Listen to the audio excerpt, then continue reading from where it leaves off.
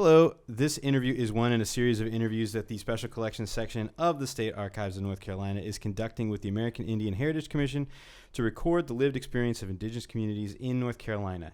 These oral histories will be part of an archived series and will be made available to the public. Today is Friday, July 12th, 2024. It is 10:42 in the morning, and this is an interview with, if you can give us your full name, please. I'm Louise Cummings Maynor.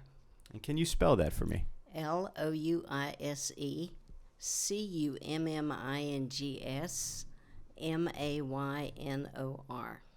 Lovely. Thank you so much. This interview is being conducted for the American Indian Heritage Commission Oral History Project. The interviewer is John Horan. I have a number of people in this room. I'm going to start with who's on mic first, and that's Quinn. So if you want to introduce yourself. Hi, my name's Quinn Godwin. I'm Associate Director for the North Carolina American Indian Heritage Commission, and that's QUINNGODWIN.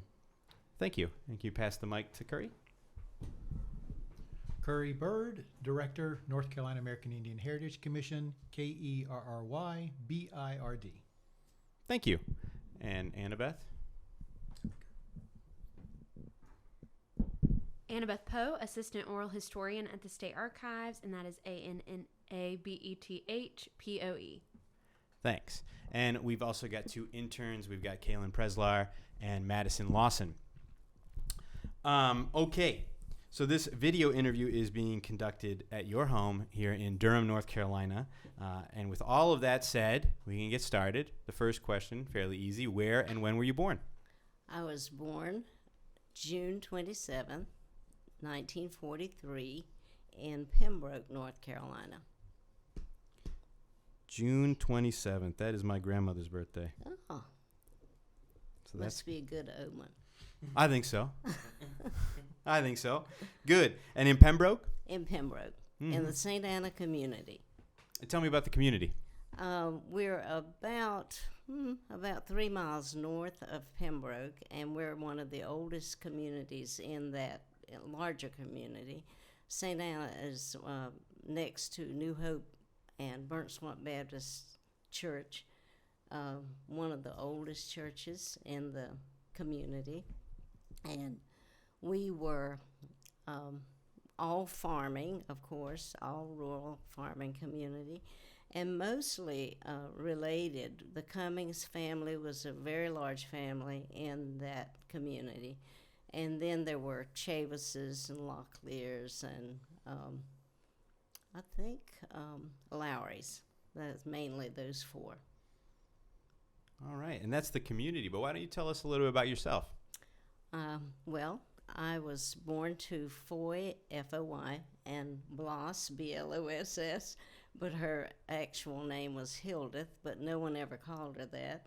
She was always Bloss because she was named by the nurse Blossom. She was nicknamed Blossom at birth. So I say that because no one knows who I am if I say I'm the daughter of Hildeth Cummings. But I'm the daughter of Foy and Bloss Cummings. They had 12 children, and I'm the fifth from the top and the seventh from the bottom. And they also, as grandparents, took on the rearing of 5 additional children. So I feel like those 5 additional children are brothers and sisters. So I've always say that I'm from a family of 17 because all of my life I was a part of this large group of loving people.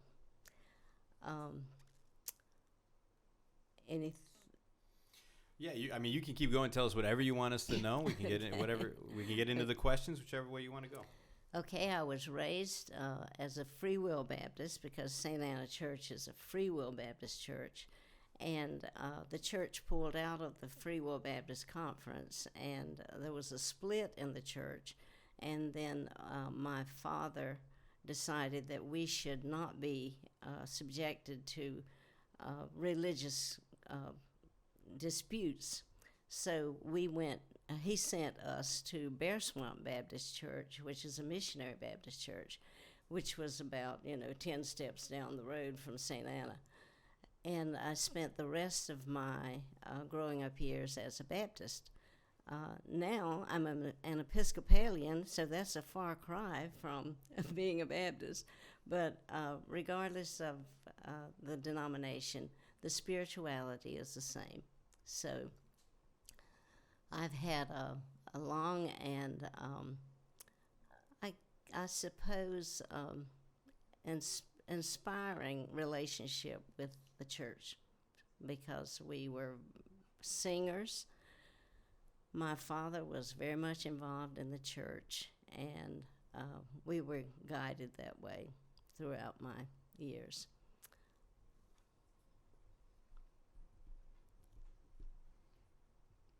All right. Well, so let's get back to the community and talk about where you grew up and what did you do as a child on the day-to-day basis? Well, of course, we were very poor, and we lived off the land. We ate what we grew. We had large gardens. We had had rotation crops, tobacco, cotton, corn, and later soybeans. And but when I was growing up, we also had produce. We grew cucumbers for the market. That was our first cash crop in the springtime. So I learned to dearly hate cucumbers because they were such drudgery and to pick. But it was important that our family used that because everybody in the community did essentially the same kind of farming. We did not get paid for the work we did. We had a kind of a bartering system, a labor trade system. Most people had large families like my family. In fact, the smallest family that I can think of was my father's youngest brother. Had only 5 children, and that was a really small family then. But we traded time to get the labor done, to get the work done. So, for instance, for putting in tobacco, for harvesting tobacco, my family would work with any neighboring family, the Lowrys or the Locklears, or there was a small family called Bullards, the Bullards. We would harvest our tobacco on Tuesday, for instance, and they would harvest their tobacco on Thursday. So our family and their family would get together on Tuesday to do our work, and then we go to their house on Thursday and do their work. Now that rotated throughout the week because we also worked on Saturday. We worked till noon on Saturday to get whatever tobacco crop in, because it had to be harvested on a weekly basis. So everybody had its own duty. Women mainly worked under the barn and handed and strung the tobacco and got it ready for the curing barn. And the men were in the fields cropping the tobacco and harvesting it that way. Then cotton was a late summer, early fall harvesting. And but we didn't trade time on cotton because cotton was pretty much handled by the individual family. Corn was harvested as it came ripe, and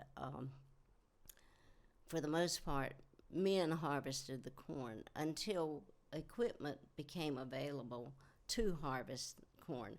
By the time I went to by the time I was a junior in high school, we had some equipment for harvesting, mainly for harvesting cotton. And then eventually all of that rotation farming was harvested by machines. So I feel like one of the most impressionable things was the ability for families to work together we didn't pay for the work. We paid in the energy and labor of each other's families, and that persisted until I pretty much finished high school. I finished high school in 1961, and then mechanization pretty much began to take over. And today you don't see laborers in the field, of course, unless it's particular kinds of crops. I know produce is still gathered by hand, but for the most part, it's gathered by machinery. So if I can interject here, that point about kind of juxtaposing community with machinery, you kind of saw that happen. Mm-hmm. I did. How did that? What were some of the sort of the pros and cons of that in your community? Well, I think it meant that some families and many families had to sacrifice educational opportunity to get the work done. For instance, most of us had to delay going into school in the fall. If school started, now school didn't start in August in those days. It started in September after Labor Day. And if the cotton was a very labor-intensive crop, so for the most part, you were often delayed in going to school in order to get the cotton picked. And so that was one of the drawbacks, perhaps. The other was that young people worked hard. It was no fun and games to gather the crops that were being planted. And so as a result, there was a great exodus after high school. Young people would leave the area in order to migrate to places where they could get a good job. Many of my classmates, for instance, after high school, went to Charlotte or Greensboro or even farther. Some people had already migrated to Detroit, Baltimore, places like that. And if they had relatives in other states or other locations, they would often choose to migrate with relatives in order to get jobs that actually paid. And I remember the first time I ever got paid, we got $3 per week for working in tobacco. And of course that was just kind of bonus money. Our parents, if somebody in the community agreed to pay us, our parents let us have the money, but it was just kind of play money. It didn't pay for anything that I recall that was substantial, but the trading time was what actually got the work done. Then probably if I look at that as drawbacks, that the intense labor and the fact that younger people found this pretty difficult to perceive as a way of life. And many of our parents urged us to go away and get better jobs. And of course, in my case, my mother was very insistent on education. Now, I had 4 older siblings since I was number 5 in this span of 12. And neither one of those 4 older siblings chose to go to college. My oldest sister went briefly, but then she decided to stop, and she went to, she went with my older brother to Maryland and joined him and his family. But my oldest brother he tied steel. He was a rodman. And that was the first job that he got, and he got the job because as I recall, that Daniel Construction was beginning to construct Interstate 95, and so he found an opportunity to get a job in construction. The second brother decided to go to the Navy, so he joined the Navy to see the world, and he often laughed that he never got farther than the Great Lakes. So then my sister joined my brother, my oldest brother, and kind of travel with him. Later married someone that was associated with the construction industry. And my next sister left and with a family that needed a babysitter, and she went to Texas and didn't come home for 10 years because Texas was a fur piece, believe me. And so she traveled with this family and stayed with them until she got married and settled in a completely different part of the world. But my mother never gave up. She decided that Louise was going to college, and one way or another, Louise would go to college. So essentially, it was her insistence that I stay and make a different choice that I became college educated. But so that was probably a drawback for a lot of younger people. They didn't find that it was possible to stay home and develop a career or develop a vocation there. One of the advantages of having grown up in this kind of world is that we're a very close-knit family. We did everything together. We walked to church. We lived close enough that we could walk to church. We took the bus to school, and we didn't really have much outside that. We had most of our social life was at church. A lot of our social life happened during that work time. We enjoyed each other. We laughed. We talked. We told stories.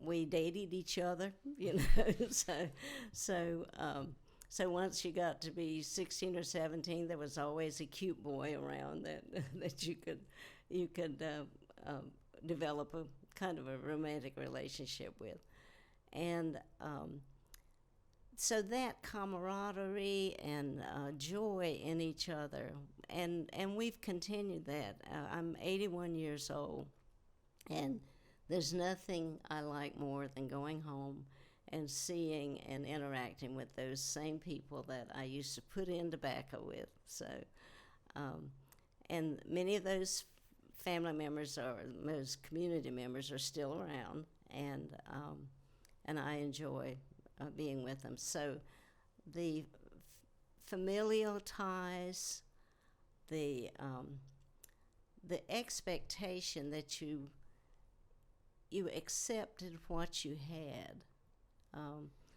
I never knew what it was like to go to the store and buy something. My dad was the person who went to town, as we said, went to town every Saturday, and he bought a certain number of staples for the week or for the period of time that we needed. But we basically grew everything else we never bought green beans because we grew green beans. We had pigs, so pigs were slaughtered, and we had chickens on the yard. So chickens were, on Sunday when we had chicken, Mama went out in the morning and caught one and wrung its neck and scalded it and picked the feathers and made chicken for lunch. So, and we did need to buy flour, and for the most part, cornmeal was thrashed, was at the local mill, cornmeal and we bought sugar. Usually there's a 10-pound bag of sugar in the grocery, and always bananas or something that my parents. That was another thing. There were certain things that I suppose, treats that my parents were would get for themselves, and if there was enough money, they get enough for the rest of the family. But if there were bananas, we knew that we first deferred those bananas to our dad or to our mother. Now, especially to our father, and every Saturday, he would come back with a bar of Baby Ruth candy. I'll never forget this. But that was a treat for Mama. And it wasn't for the children. And we understood that. That was just kind of the, I guess you'd say, the love token from Daddy to Mama. So we knew that we couldn't have a lot, and we didn't expect a lot. Mama, for instance, for our clothing, Mama was a good seamstress. She did a lot of, especially for the girls, she basically sewed all of our clothing. And for the general needs around the house, she was a quilter, and these women in the community got together from time to time and did the quilting. So we had coverings for our beds, and I remember when I was when I was probably middle school, a lot of the fabric that was used to make our dresses came from flour sacks. Flour sacks were colorful, and they were made of finer material than you'd find in a flour sack today. But she would take that fabric and make dresses for us, or skirts, or whatever. So there were a lot of good things about that way of life, and we were dependent on each other, and we didn't resent it. We didn't have extravagant taste. And I remember my mother saying, when we get disgruntled, now, we were not happy that we couldn't do what we perceived. We didn't have television, and we had a radio. That was the only media we had. But we didn't have a television in the first place until I was a junior in high school, so, I hadn't seen anything. Popular culture did not exist for me. And I realized that later on, much later on, whenever I went to college, essentially, I realized that I didn't know anything about Hollywood movies. I didn't know much about. The only music, secular music that I knew about was country music. We could get the local tobacco trade reports on the radio in the middle of the day. We got some religious programming on Sunday, but every night we could get WCKY from Wheeling, West Virginia. And so we would stay awake and listen to country music from Wheeling, West Virginia. And I remember after I got married, and my husband and I loved car travel. And we were driving through West Virginia, and we saw the sign for Wheeling. Well, we turned to go to go to Wheeling, West Virginia, to see if there's really a WCKY there. And of course, there was this huge billboard, WCKY. So that was the kind of the extent of the exposure to popular culture until the 60s. And the only other exposure, we didn't go to the movie. For one thing, we were aware of the segregated society that we were living in. And that segregation, my father was very sensitive to, and he did not want his children exposed to it. And so we did not go to the Lumberton picture show because he did not take us to Lumberton unless it were to, when I was a high school student, unless it were to buy, basic clothing. And usually the clothing was for boys because Mama couldn't make boys' clothing. But we did not go to Red Springs because we felt discriminated against. They felt that we would be discriminated against. We didn't go basically to any town except Pembroke, and there wasn't much going on at Pembroke that would interest younger people. Now, I later learned that there was a movie house in Pembroke whenever I was, I guess, about a 10th grader. My brother Carlton loved Westerns. And Dad, one thing I learned is Dad would take him to Pembroke on Saturday afternoon and give him a dime, and he could go in and watch Gene Autry and whoever was on the Western of the day. But as far as girls were concerned, we were very protected from all of that, especially. So maybe that's some of the advantages or positives of living in a very close community and a very large family, where you couldn't afford much. And my mother and father worked very hard on our attitudes. I remember Mama saying again and again, "Now don't worry about what you can't have. Control your wants, and you will be happy." And I've learned that over life, that is a mantra, that if you can control your desires, your wants, you can be happy. And she had certain other cliches that she lived by. She didn't like boisterous, outlandish behavior at all. So you were supposed to be quiet and demure and take a back seat. If somebody else wanted the floor, you were supposed to be quiet and to let them. And her cliche was, "Still waters run deep." And so one day, "Mama, what does that mean?" And she explained to us that means that you be quiet, you listen, and you think before you speak.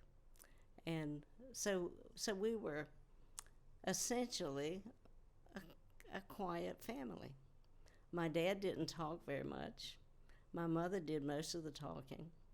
And when we sat down to the table, for instance, to eat, he would say, "Hands up," and you were supposed to cover your eyes. He'd say the blessing, and he'd say, "Let's eat." And he did not like a lot of talking at the dinner table. When you finished eating, they would excuse you. You didn't get up from the table until they told you to. So it was that kind of behavior, I think, that at least in my household, there was not a lot of shouting and practically no outburst, because they didn't believe in angry outbursts. And so we were taught to control our anger. If we were dissatisfied with something, we just had to suck it up. And that was about the extent of it. And those are the values, I think, that living in this family and being independent, entertaining ourselves. We entertained by singing. We were good harmonizers, so my dad played the piano, and my brothers and sisters, various ones of us, learned to play by ear, whatever guitar, whatever instrument that they could get their hands on. And my grandfather was a fiddle maker, and so my dad told us that he insisted that each one of his children knows something about music. So we sang, and if you couldn't play an instrument, if you didn't learn to play, all of us learned to play the piano. You know, rudimentarily, it was not accomplished at all.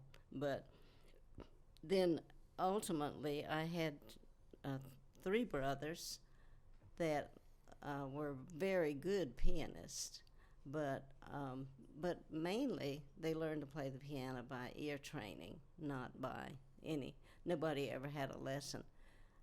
When I knew I loved to sing, and all of us loved to sing, but when I went to college, when I was in high school, I joined the high school chorus, and I sang in choruses until today.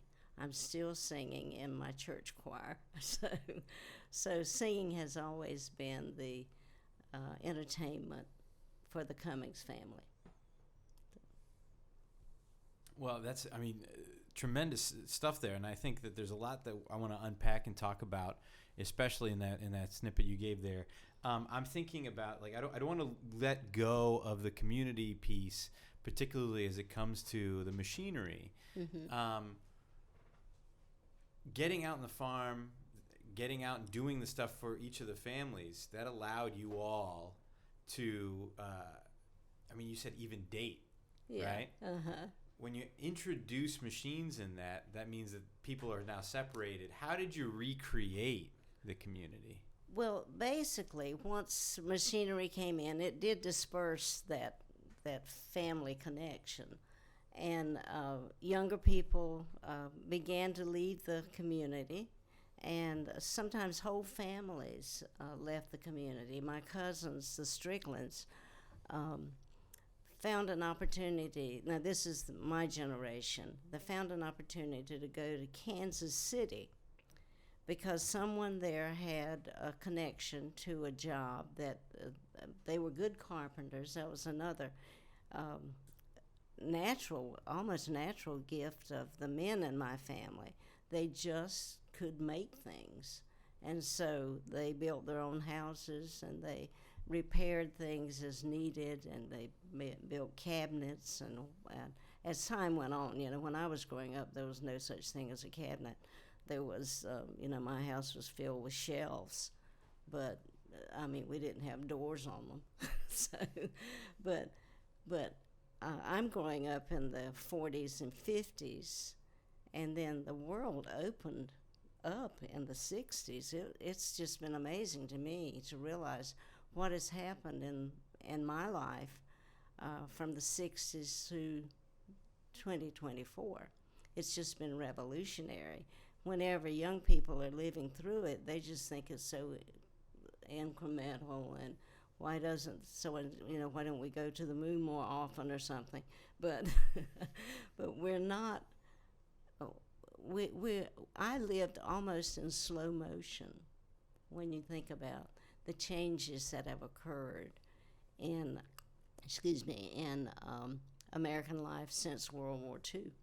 So, but that mechanization and automation did change the community. Most of us took the opportunities that it offered us, and many people moved away. And I thought a lot about this recently, that my generation moved, and what I'm seeing in the Lumbee community now is so refreshing, because Quinn's generation is coming back, or they're already back. We had, until the mid-60s, we had no native medical doctor until Dr. Brooks came back, and he was the only one. we had no lawyer in residence who was a Native American. Well, that's amazing to imagine. We have a professional class now. We have a medical society. We have a legal society. We have CPAs. We have a whole healthcare echelon of healthcare providers. Well, that was not the case whenever I was growing up. And I'm talking about until I finished college in 1965. Everything moved very slowly. And it was desegregation to me that caused not only that movement and the opportunities for the younger people who were there, but automation and opportunity dispersed a lot of that I had held on to, or that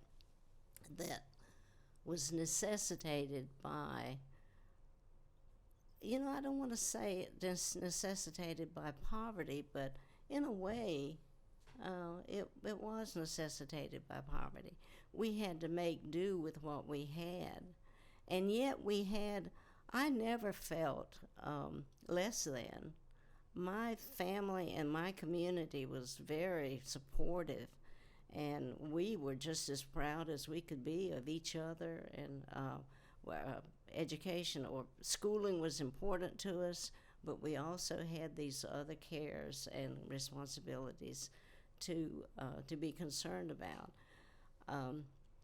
I never felt any poorer than anybody in my community.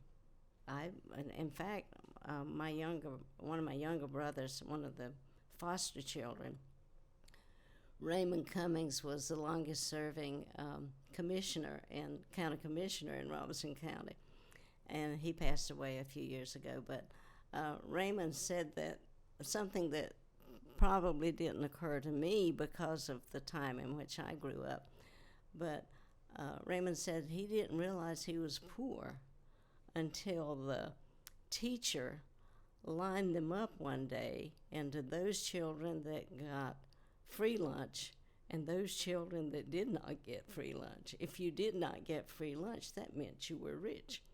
If you got free lunch, you were poor. And Raymond said, I was shocked that she thought I was poor. But we never had that stigma, that label, because of the camaraderie and the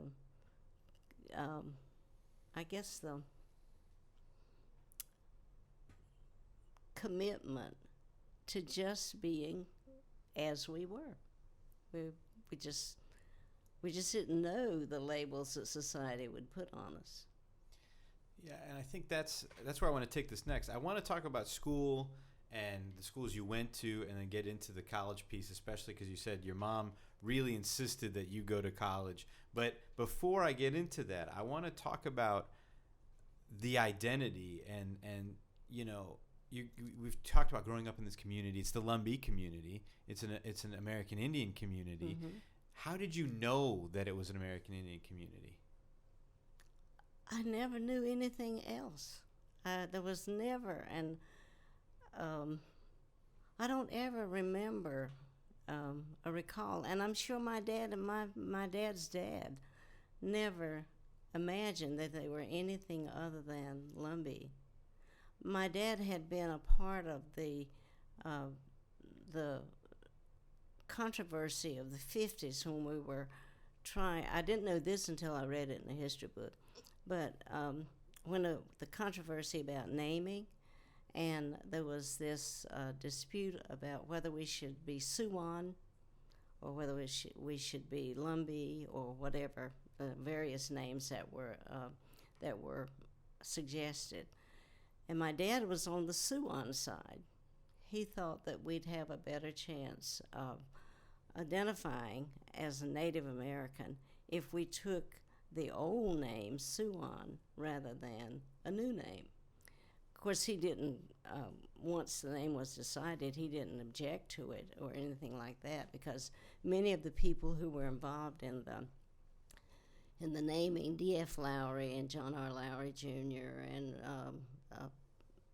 Lacey Maynor, and they were all his friends. It's just that he had an attitude, had a different impression of the significance of the name.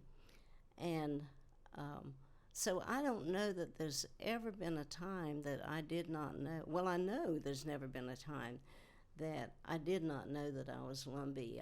I did not know that I was Native.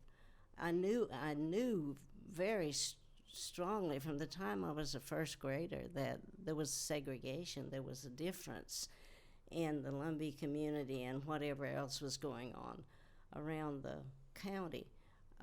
I wasn't even, I'm sure, as a first grader, I wasn't even sure of what Robeson County was, but I knew that I was in an environment that was all Indian.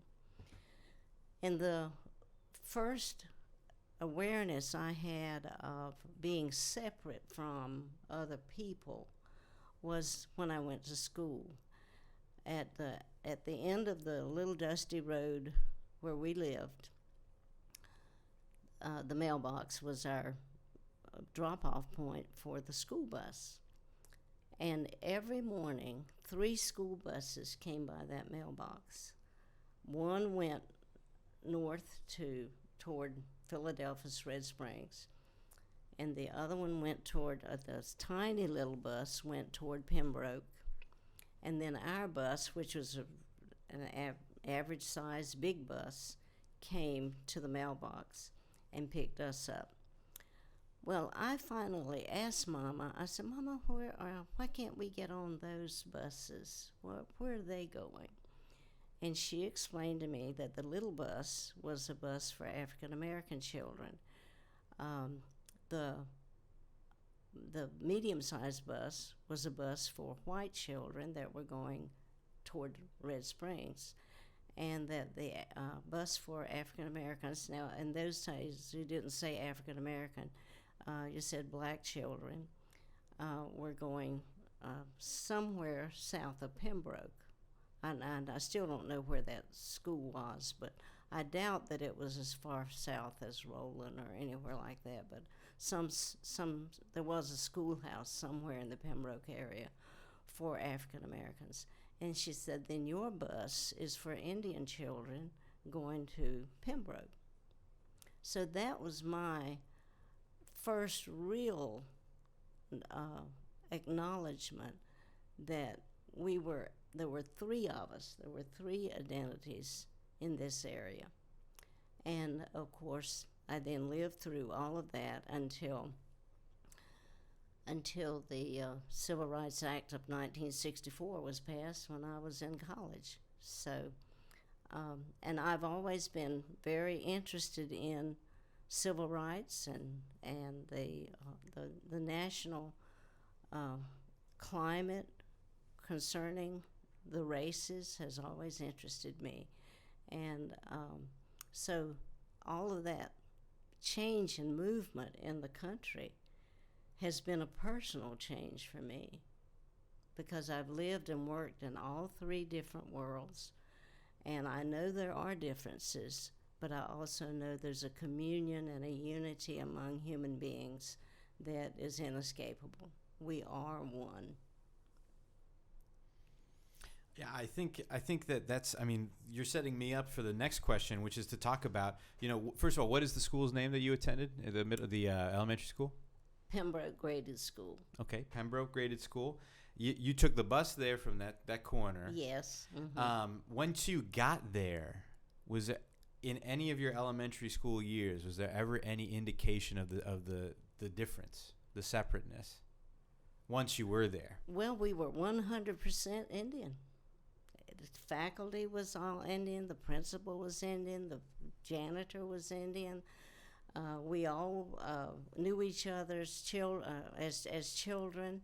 The janitor's daughter was one of my best friends. We had the bus driver was. All of us were the same. We did not. Now we had one little division that we laugh about now. My friends and I, the children who lived in town seemed to be a little more fortunate than the children who lived in the country. So we'd say, but interestingly enough, some of my closest friends over time were girls who lived in town or boys who lived in town. And but there was a town and gown kind of difference, just a shade of knowledge that that there was something different about living in town because you didn't have to work on the farm. And yet now I've learned that a lot of them had little farms in town. So at that time, that was the only distinction that I recall. And would the schools ever interact? Would there be some sort of maybe sporting event or anything like that? Well, when I got to high school, of course, there was great rivalry on the Indian high schools. Oh, it's wonderful.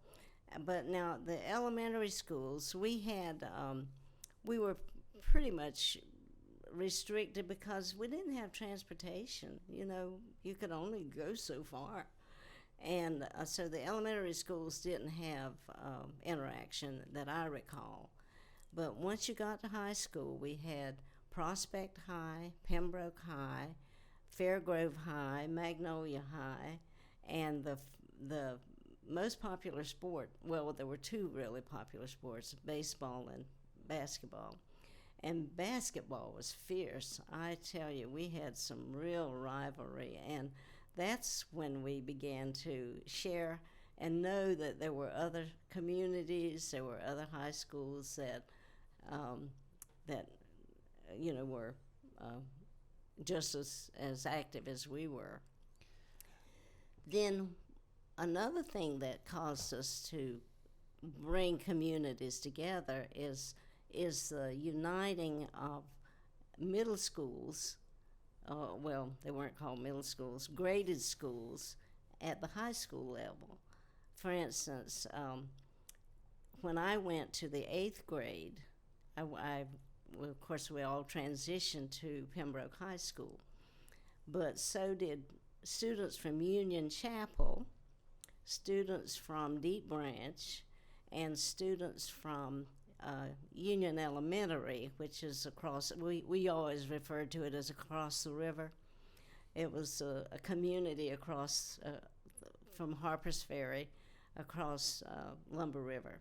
So we had those 3 schools coming together. I might be forgetting a 4th one, but I can't remember that right now. But I don't think I think there were 3 graded schools that came together.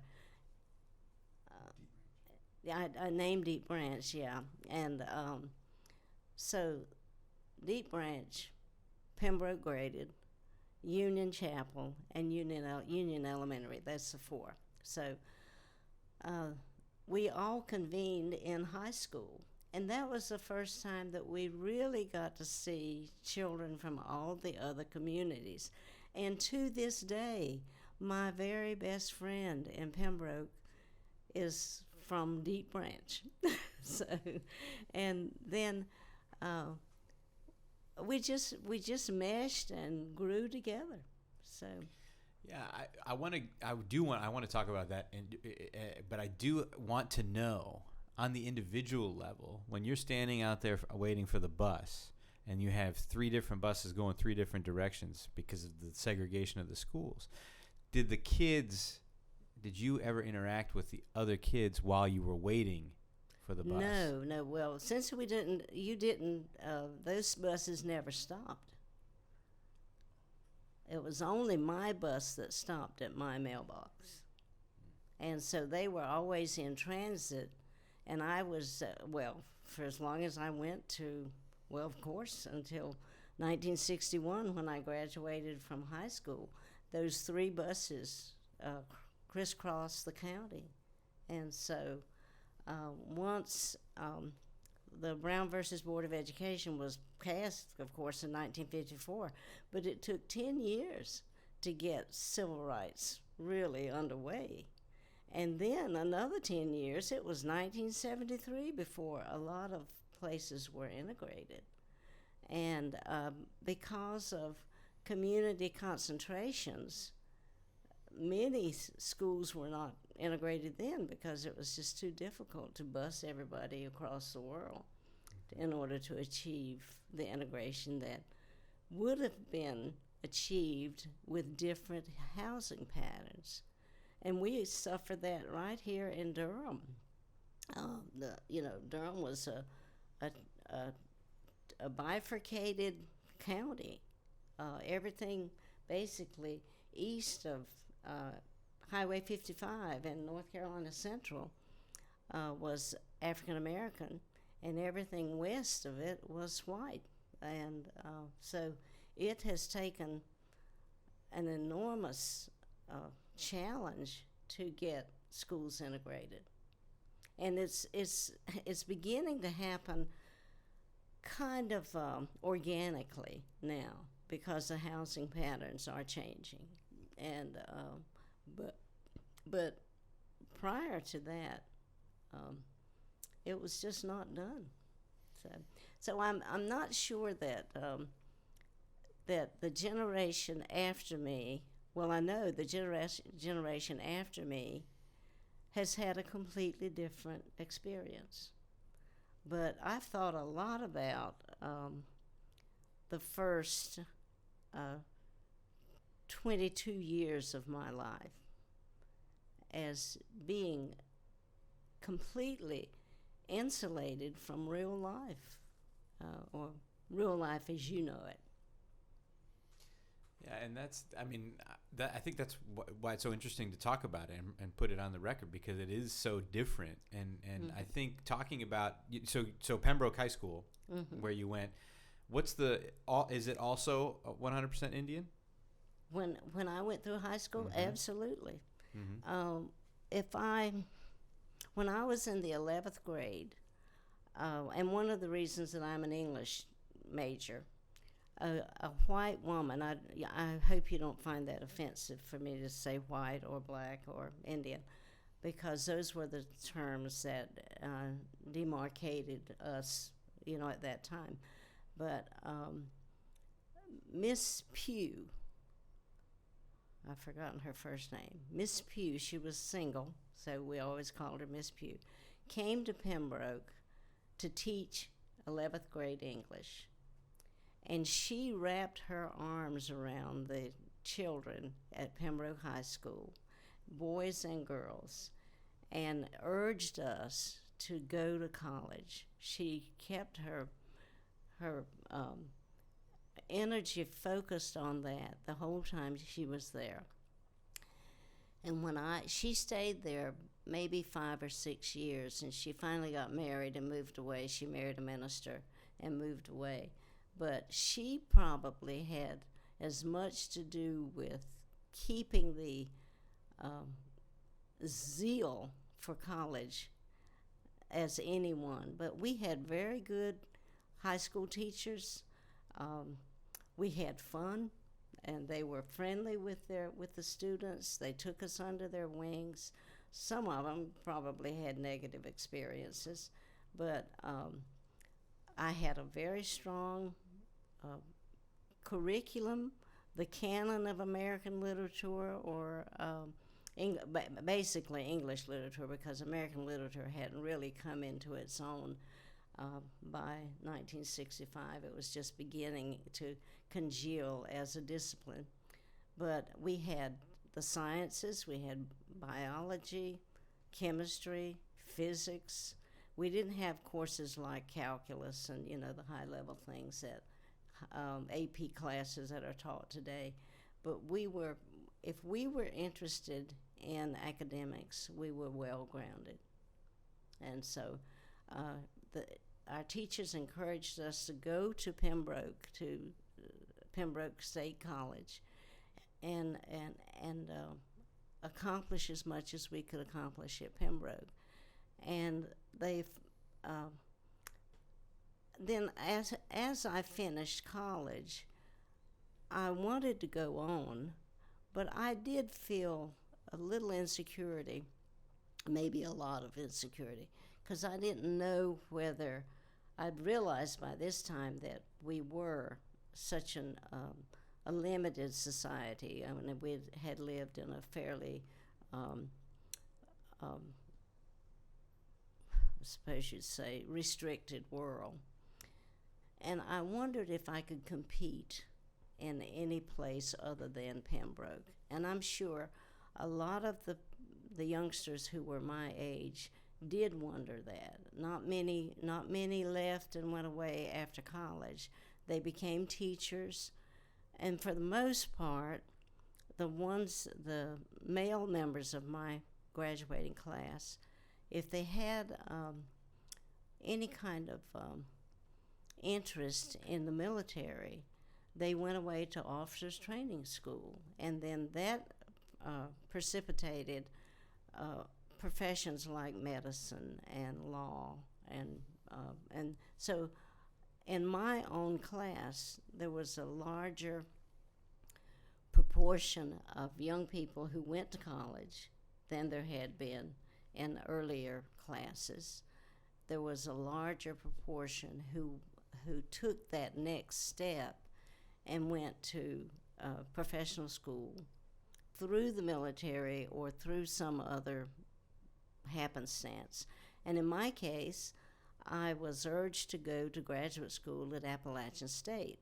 Appalachian State happened to be one of the first schools in the North Carolina system to openly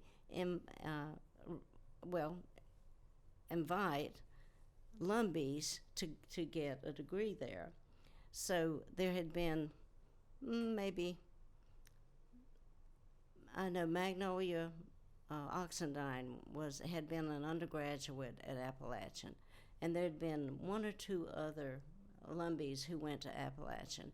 East Carolina was another school that invited Lumbees to go for graduate school, and a number of our school principals went to East Carolina for their principal training. But we still had that, I guess, tacit understanding that we could not go to Chapel Hill, that we would probably not be admitted to Chapel Hill. And while Genevieve Lowry Cole had gone to Chapel Hill, she had gone through a junior college. She had been admitted because there was somebody at the junior college that really felt that she was capable in the sciences and that she should go on to Carolina. And she has she has her own story, and it's a wonderful story of accomplishment, even though she had these identity restrictions placed on her. And I don't need to remind you of Uncle Otis's story either, but his was most dramatic because he was first, and it took a lot.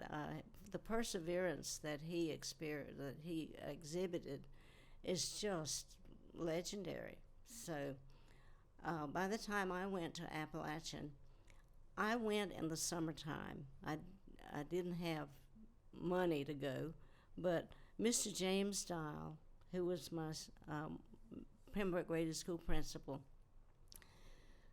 went to the bank with me and signed a promissory note so I could go to Appalachian for summer session. Well, he said, let's just get this much done, and then we'll see if you have to come home. At least you're qualified to teach. You can come home, and then you can take courses and finish your master's. Well, I went to Appalachian, and I had a professor at Appalachian who took me under his wing, Lawrence Edwards. He was an American Lit expert, scholar, and he found out that I was planning to leave at the end of the summer because I didn't have any money. And he said, there's something new. It's the National Defense Student Loan, the NDSL, and if you will apply for that, I think you can get it and stay here and finish your master's. well, I was free to do whatever I wanted to do. So I applied for the NDSL loan. This was the first student loan, I think, in America. and I got the loan, and I stayed for the year, and I completed my master's in that 15-month period. I knew I had to do it while I had the loan, and so I graduated. I went in June of one summer, and I graduated the next August, and from that on, that catapulted my career. So the opportunities came with some perseverance. Yeah, well, it sounds like a lot of perseverance, and it sounds like there's some work that was done. So let's continue to talk about education. It's a good overview, and then we can talk a little bit about the bits in the middle. And so, in high school, it's all Indian. Is it all Lumbee? All Lumbee. Okay. Yes. Yeah. And were you aware of other Indian tribes? Well, I knew about Cherokee, and I think I knew something about a big storied tribe like Navajo, but I certainly didn't know what I know now about the various tribes and when you think about 800 Native American tribes in America, and 574 of them federally recognized and tribe with the reservations or communities. I didn't know anything about other tribes, but I did know a little bit about. I didn't know about the Coharie and the Meherrin, the Person County. I knew that there were Sampson County Indians by the time I got to high school, and I knew that there were Person County Indians, and I knew there were Bladen County Indians, but I thought they were all Lumbee. I just thought, that anybody who was in a state context was a Lumbee. And then ultimately I learned that we all have distinct identities, yes. And so that's the American Indian side. What about, you told me that when you were growing up, your dad always went into town. He didn't bring any of the kids, and you didn't go to movie theaters or anything like that. But in high school, did you ever start going out on your own a little bit? Well, I remember going to, we had outdoor theaters. What do we call them? Drive-in movies. And when I went to college, we'd go in groups. If there weren't, Nicky Lester Locklear was the only one with a car, so hardly anybody had a car, and so we might get. And in those days, you didn't worry about seatbelts, so we might stuff 6 people in his car. And he had a 49 Ford. We might stuff as many as could get in the car and go to the drive-in theater. And so I began to know more about popular culture, is what I call it, rather than my own individual experience. And what about sort of in your understanding of popular culture, not only movie theaters, but there's also restaurants? Did you go out and have dinner at restaurants, lunches, that sort of thing? There was a cafe in downtown Pembroke.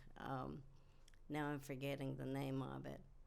And there were 3 cafes. One was right downtown, and it was run by, I want to say Belden Smith, but Belden Smith's little cafe was outside town on the Union Chapel Road. And we didn't go to Belden Smith's as young people because it was considered a honky-tonk. So we're not allowed to go there. But this little cafe downtown, you could go in and get a hot dog or whatever. And then Sim's Cafe, which is Carrie's uncle, he had a sandwich shop closer to the college, and so, and then the Ansel Sanderson had another Miss, oh, I can't think of her name. Anyway, Ansel Sanderson had a little cafe also. So if we had a break from high school, and if you sneak away from high school, don't ever tell anybody that I sneak away from school. And I didn't do that much. But we'd sneak over to the Sanderson Cafe, and you could get a bologna sandwich, you could get a hot dog, and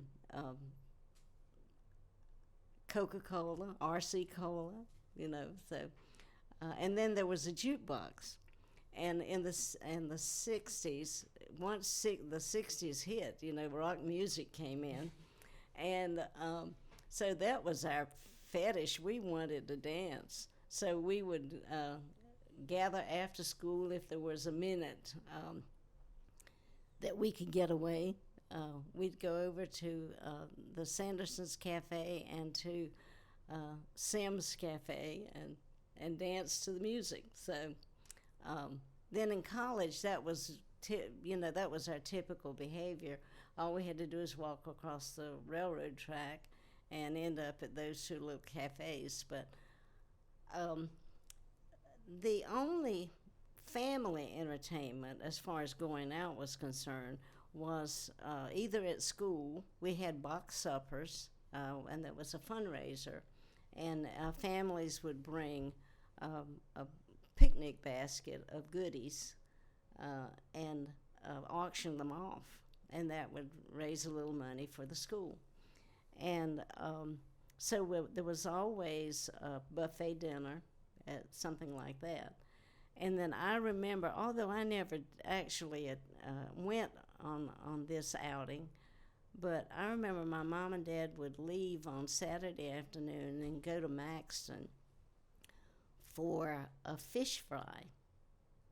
But that was something that the adults did.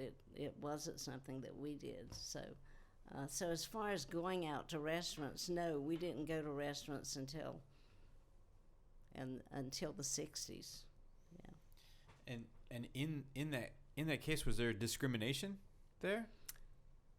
Well, I don't know of anybody in Lumberton that would have allowed an Indian to go in their restaurant. There was one restaurant that was run by Indians, and it was called the Old Foundry, and it was it's off 5th Street in Lumberton, and right off 95 now, but of course there was no Interstate 95 then. But the Old Foundry was run, owned, and operated by the Oxendines, by Dobbs and Hilton and Hebert Oxendine, and that was open to Lumbees, of course, but it was not open to blacks. I've learned that more recently, that they treated blacks like they had been treated by white restaurants. And I actually asked Dobbs not too long ago why he wouldn't allow blacks to come to the restaurant. And he said because if he allowed blacks to come, then he was afraid that the white community would object and his business would suffer because he was allowing integration. But that was a place where college girls could waitress. They didn't have many, but 3 or 4 college girls would waitress. And one of my neighbors was a waitress there whenever I was in high school. So now, I never went to the Old Foundry, but many people did go to the Old Foundry. So. And so going to college in Pembroke, was there a choice with that in that matter? No, I had no choice because my family was such, our economics, our finances were such that no one could afford to send me to college. So this is a seminal kind of a landmark event in my life. We were more or less, whatever merchandise we got, we bought from the Pate's Supply General Store in Pembroke. And this family, the Livermore family, the library at UNC Pembroke is named for Mary Livermore. Russell Livermore was the owner, total proprietor of this store and everything else that was not owned by Indians in western Robeson County. He had a lot of land, and there were two huge landowners, Livermore and the McNairs from Scotland County, and they both owned lots of land within the Lumbee community. He was the general store owner and pretty much controlled the finances of Indian families. I remember my dad, most farmers had a ledger at Pate's Supply. And when they went in to buy seed and fertilizer and supplies for the farm, they didn't have cash money, of course. And so he kept a running record of whatever they got. And then when the crops were sold, whatever profit there was, then they took the money back to him to pay off the debt of raising their crops. And so Russell Livermore was a lifeline to the Indian farmer. Of course, we didn't have much choice, of course, because that's the only way we could underwrite the cost of farming. But there's a link to that in my family. The summer of 1961, when I had already finished high school, one afternoon, a little Studebaker turned into that dusty road, and this woman asked to see my mother. And of course, Mama came out on the front porch. They didn't get out of the car and knock on the door. They tooted the horn. So Mama came out and answered the call. And she said, "I understand you have a daughter who would like to go to college." And Mama said, "Yes, we're going to do everything we can to get Louise in college. But so far, we haven't had a chance to make any plans." Mama had been very sick that year. She had had 2 major operations, and there was really no hope for me to get money from Mama and Daddy. So Miss Livermore, this was Mary Livermore, Russell's sister, who had come to the college as a librarian and had gotten she had warmed up to the Lumbee community, and she spent a lot of her volunteer time with male prisoners, Lumbee male prisoners. She would go to the local correction institute, to the prison camp. It was very low security, of course, and she would go every Sunday and minister to these young men. Well, she came to see Mama because, first of all, she was aging. She was about 70. And she needed a driver. She needed a companion to stay with her. And Mr. Russell had told her that either she was going to move to a retirement community for elderly women, or she would have to get somebody to live with her. But he would be the one to choose who would live with her. So he knew my dad for, all of his adult life, I guess. And he said, "Mr. Foy has a daughter, I understand, who wants to go to college.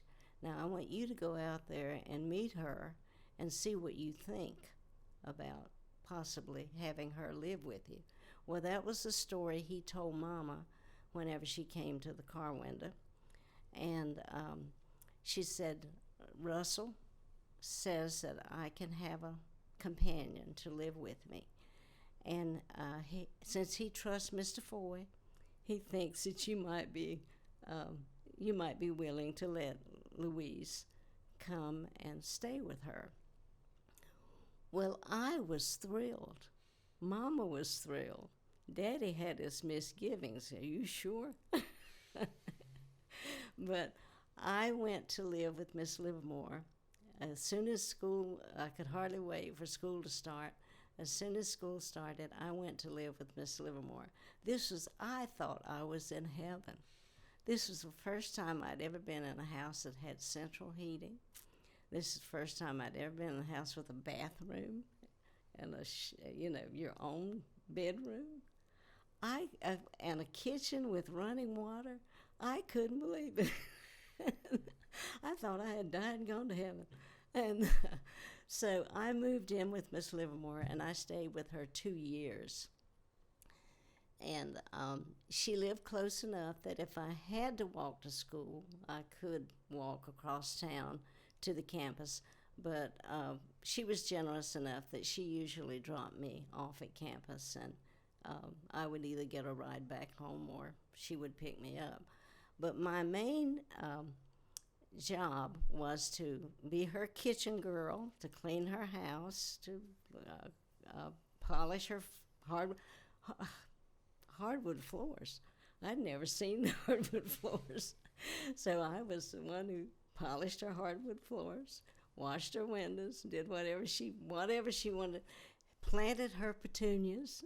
So whatever she wanted done, my mother said, "Don't you ever disobey her." And then I would drive her to the prison camp. I'd drive her out to Burnt Swamp Baptist Church. I'd drive her. The town of Pembroke was totally segregated. The west side was white, a little neighborhood and they had these little, ranchers about like this, and then the west side was all Lumbee. So she had her own First Baptist Church on her side of town. And I drove her to any Shoe Hill, any church she wanted to go to in that little Studebaker. I drove her wherever she wanted to go. But I never was invited to go to her church at the First Baptist Church. When she went to church on Sunday night, it was only 2 blocks, but she was getting kind of feeble.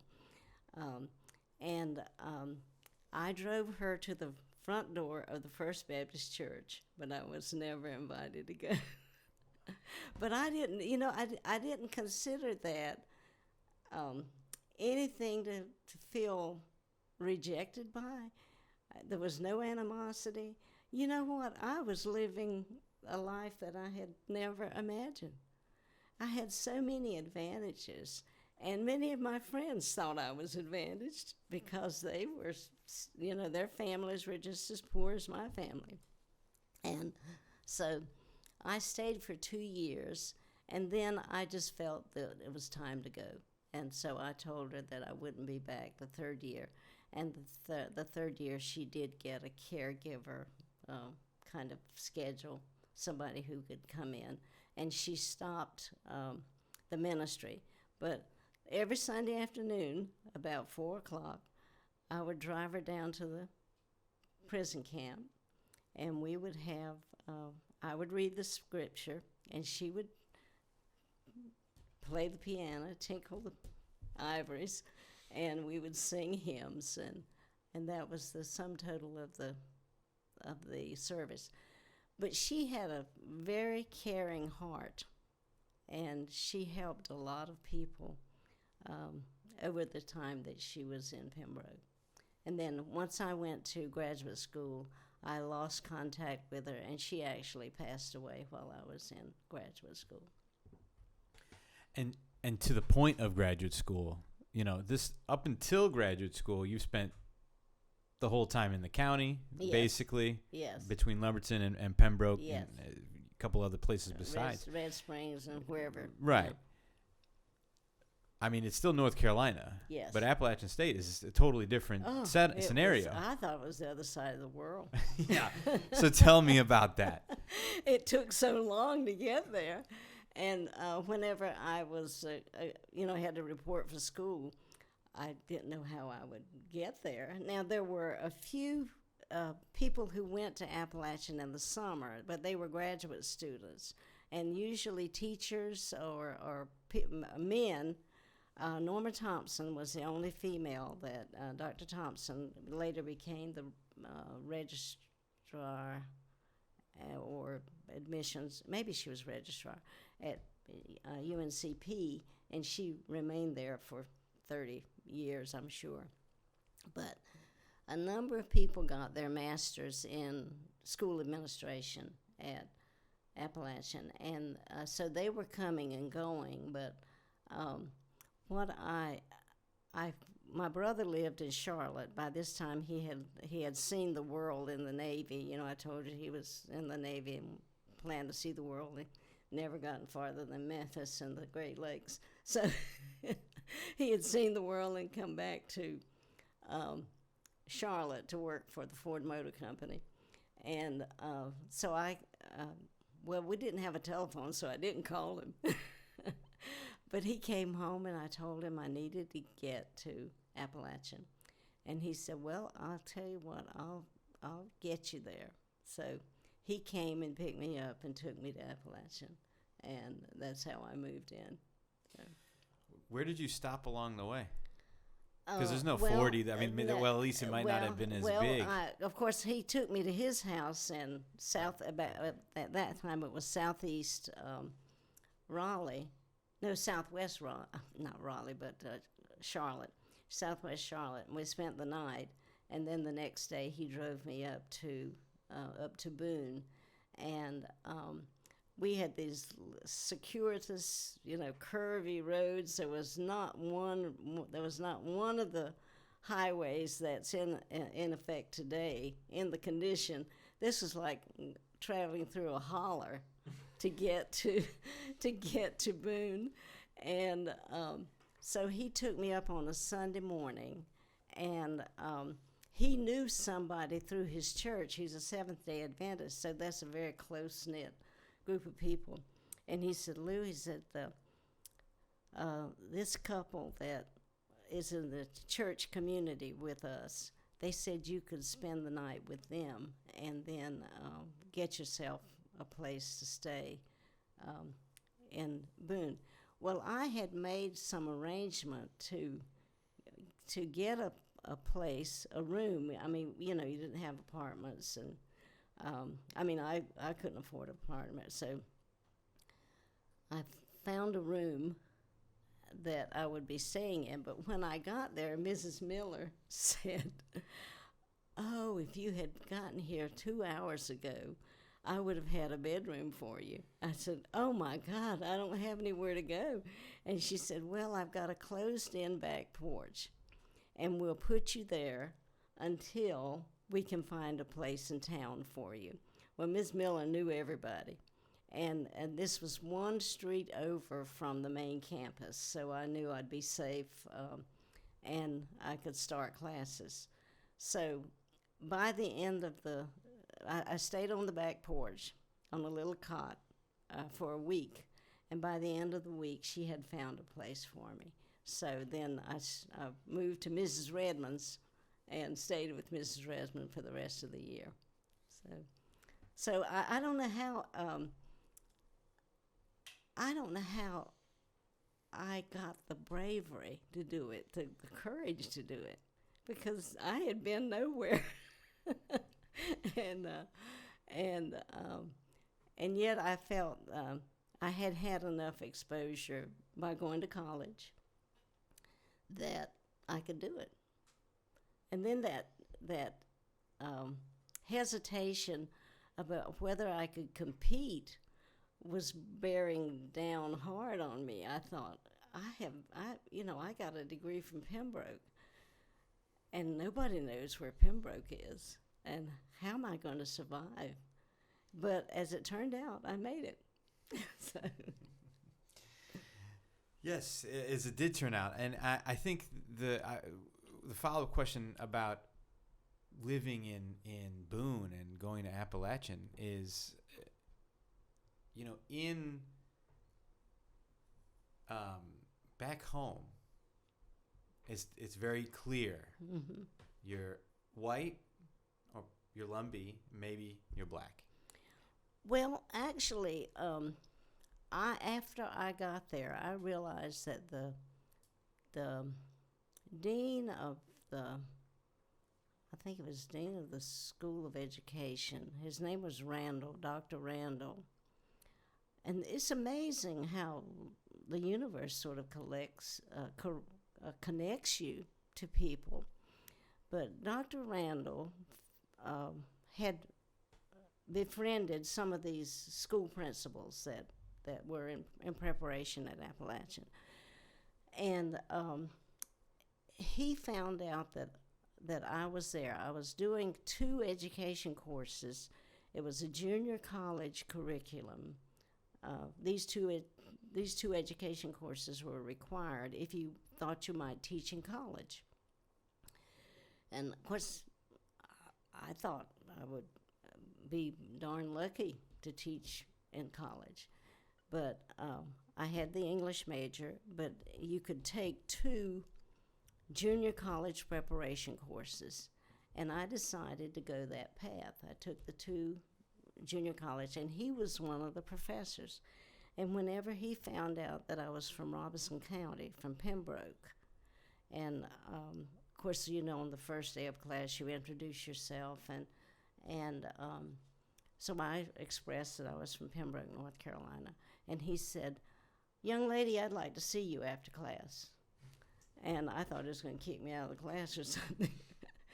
And he said, "What are you doing in Boone, North Carolina?" I said, "Well, I'm trying to get a master's in English." "Well, good for you."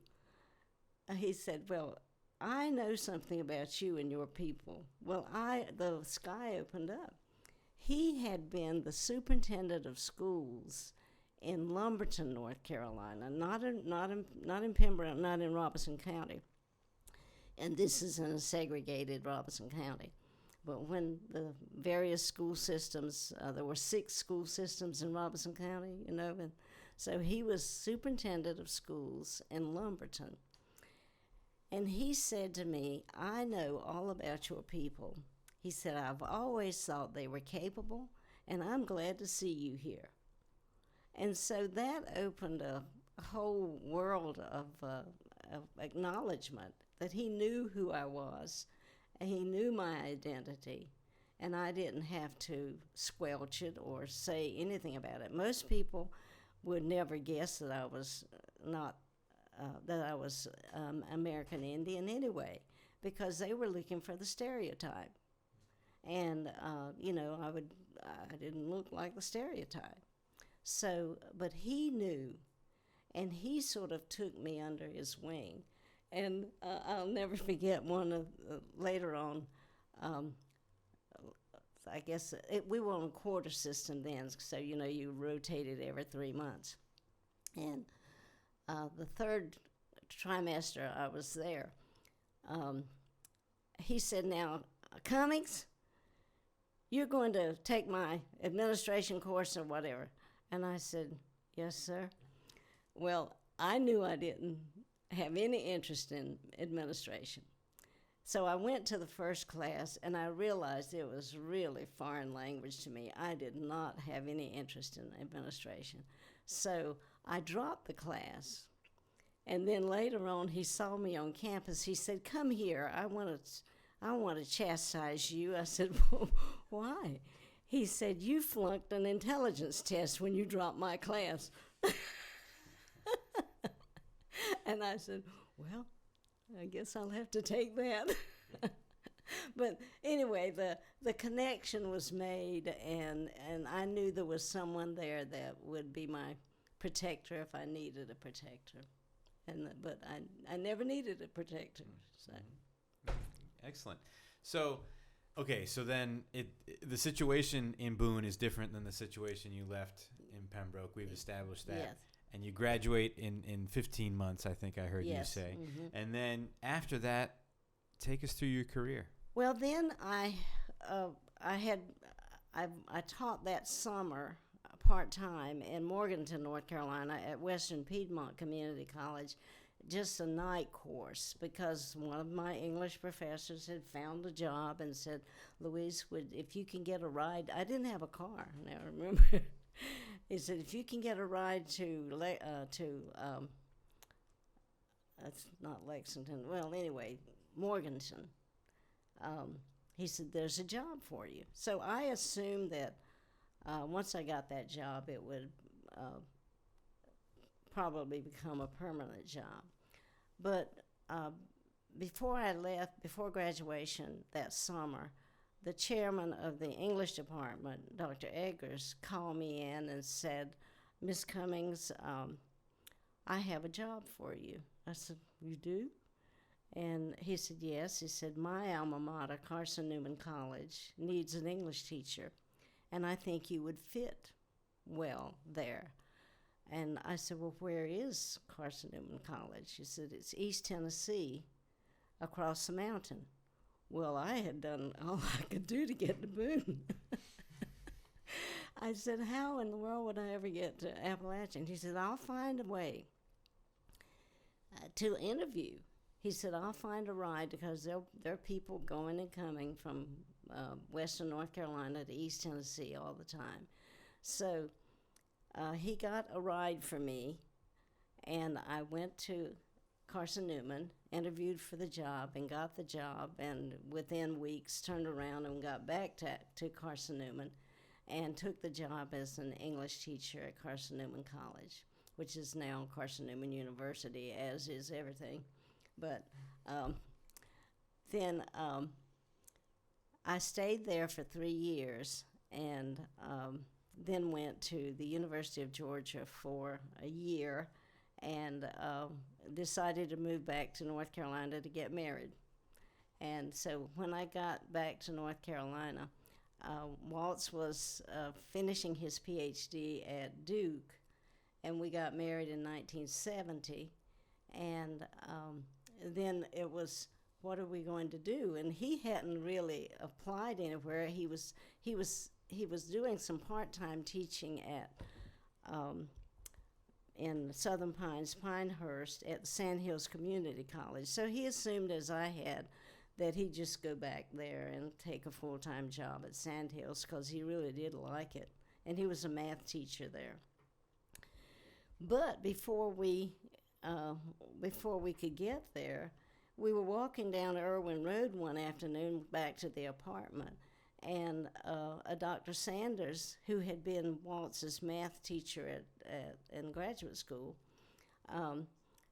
drove by and said, Waltz Maynor, what are you doing here? He said, well, I'm finishing my doctorate in statistics at Duke. He said, do you have a job for next year? He said, no, I don't have a job. He said, well, I have one at Appalachian. So here we go. We go back to Appalachian and stay a year. And Waltz was not happy. He was a systems analyst, which is an IT department now. And he was the first systems analyst that Appalachian had. And so he set up the department. But he said it wasn't that much. It was more mechanical than he liked. He said, I don't think I want to spend my life doing systems analysis. So he came to an AERA, the Statistics Organization, meeting, and he met the provost at North Carolina Central. And he liked what he heard, and he said, we're going back to Durham. So when I got back to Durham, I took a job as an adjunct instructor, pardon me. The tenured people don't like you using professor too loosely. But I took a job at North Carolina Central also in the English department as an adjunct instructor. And it was a federally funded position, and the provost wanted that federal money desperately. And he kept about 9 of us on that adjunct instructor role for about 9 years. And finally, I got so fed up with being an adjunct instructor with no promise of moving forward that I went to my chair and said, I have got to get a doctorate. So I then made all of the arrangements and entered Duke University for the doctorate. And I could work part-time and go to school part-time. So I finished the doctorate in 1983 and returned to NCCU and as in a tenured position with rank, and stayed there for the rest of my career. I stayed at NCCU for 35 years and had a wonderful career. Yeah. That's lovely. So you mentioned your husband's name, but I just wanted it on. Waltz, W-A-L-T-Z, Maynor. And right. he was Lumbee also. Okay. Yeah. So you both are Lumbee. How did you meet? We met in school. I took a job for 1 semester when I was leaving Pembroke. I was certified to teach, and Fairgrove High School needed, all these opportunities that the universe is working out for me, and I don't have a thing to do with it.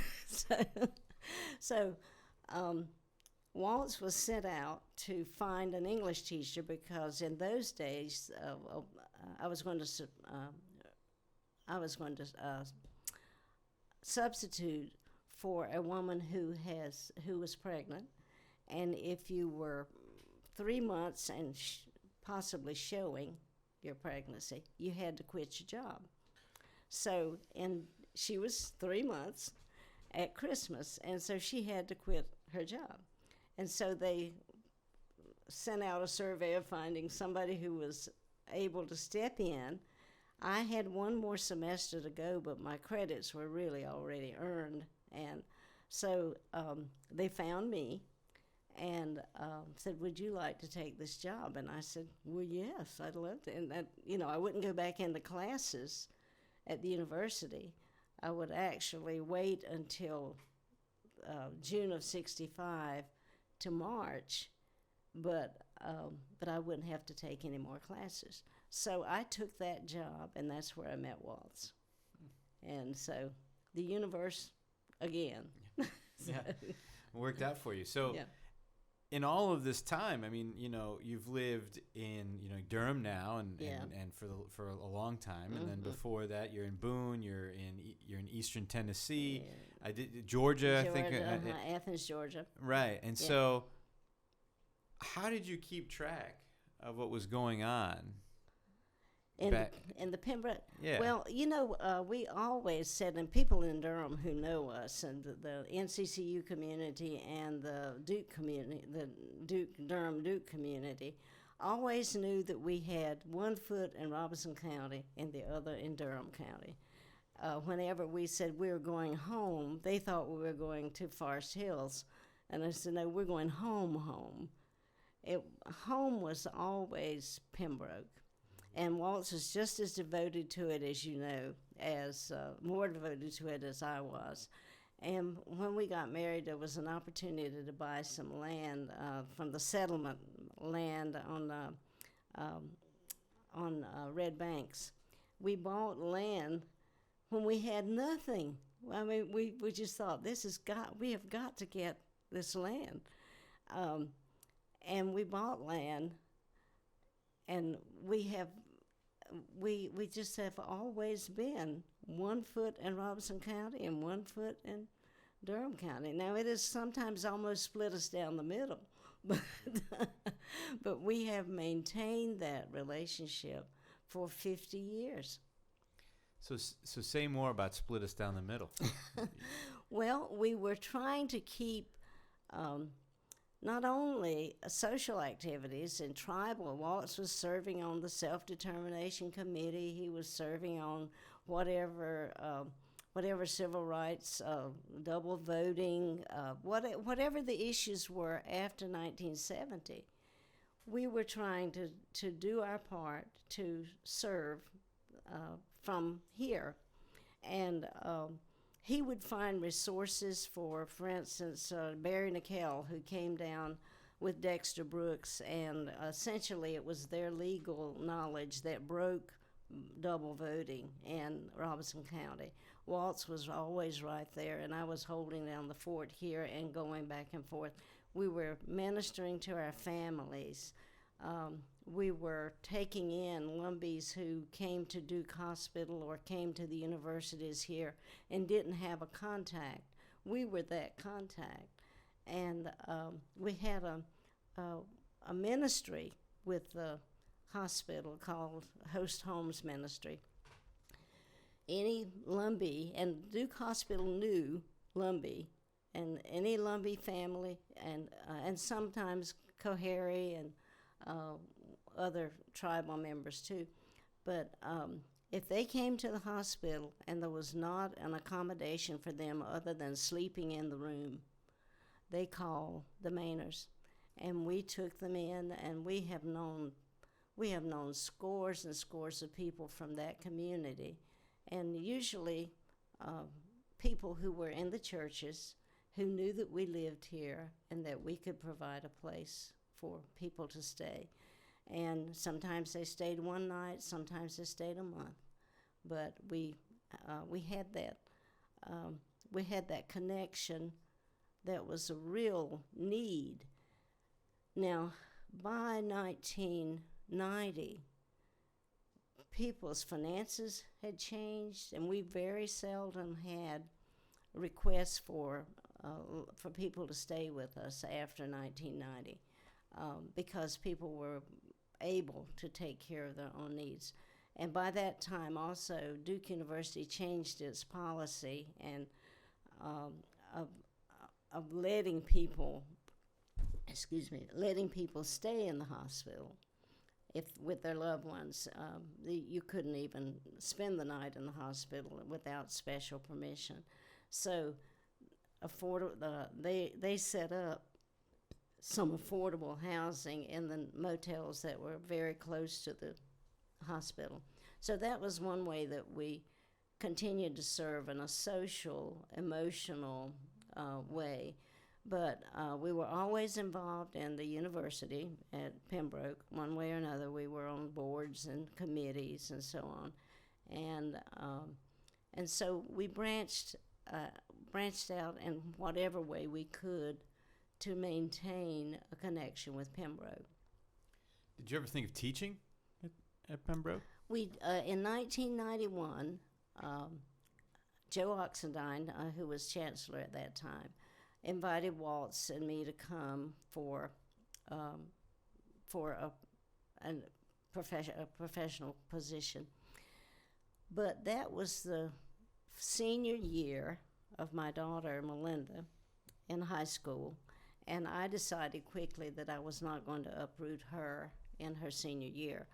Now, the younger son was at the School of Math and Science, so he was taken care of for 2 years. The residence there is 2 years. So I refused to relocate Melinda, and so I stayed here, and Waltz went there and taught for 1 year. But our status at NCCU, we had worked, for 30 years, by that time, 25 years. And we were not willing to give up our tenured status and trade it in for a lesser status. And universities are funny in that they don't want, they don't want to move you up, they want to move you laterally. And we decided that it was too late in our career to sacrifice what we had at North Carolina Central. By this time, I was chair of the department. He was dean, and it was not feasible for us to go and sacrifice our career goals here. And we had a wonderful career at North Carolina Central, and so we chose to stay here. But we continued to serve on boards and whatever whatever committee work that the university asked of us, we continued to do that. Oh, that's excellent. So I have one quick question before I ask everybody if they have any questions for you. But my question is, we've talked a lot about the changes that you've seen, especially early in being insular and then kind of coming out into the world and then seeing all these changes. And then you talk about the civil rights and all of that. And so when you were growing up, there's the segregation, there's these kinds of concerns. And I'm curious how you've seen once segregation goes away. I'm curious how you've seen people become more interested in their Lumbee heritage. Well, that has intensified because when the first experience with integration and the whole experience of civil rights, other than the fact that John F. Kennedy was killed when I was in college, and Robert Kennedy later when I was at Carson Newman, and Martin Luther King Jr. was killed when I was at Carson Newman, and I didn't feel any sympathy for his death, and I was so incensed. That's one of the reasons I left Carson Newman College, because I had no comfort that this group of people would embrace civil rights. And I had my very first introduction to civil rights in August of 1963. I was a junior at Pembroke, and the Baptist Student Union director put out a call for any students who wanted to go to a leadership conference in Caswell, Southport, North Carolina, to join him and go to this leadership conference. Well, I raised my hand. I said I would like to go to this leadership conference. And when we got there, it was the week of the March on Washington. And the whole buzz at that leadership conference was civil rights, young people getting involved in civil rights, young people wanting to change. And this was an integrated conference also. There were black students. I remember my roommate was a woman from a female student from Fayetteville State University. And I'd never had any interaction with African American young people at all. I'd barely had any. There was some integration at the college by the time I was a junior in college from white students, but there were no black students at Pembroke State. So this was a tri-racial conference, and on the eve of the march, we were in a session, and the director of the camp, the conference, said, "Guys, this is a real opportunity. Would you like to let's attend the March on Washington? They're expecting 100,000 people, and we could go and participate in this event." Well, we left, everybody raised their hand. So we left at midnight, left Wilmington, Southport at midnight, and arrived in Washington, D.C. About dawn, about 6 or 7 o'clock in the morning. And they gave us instructions to how to get to the Lincoln Memorial. Well, I struck out. I was sure I was the only Lumbee in 100,000 people. But I went directly to the foot of the Lincoln Memorial and stood against that bottom step against the fence and watched the whole day transpire.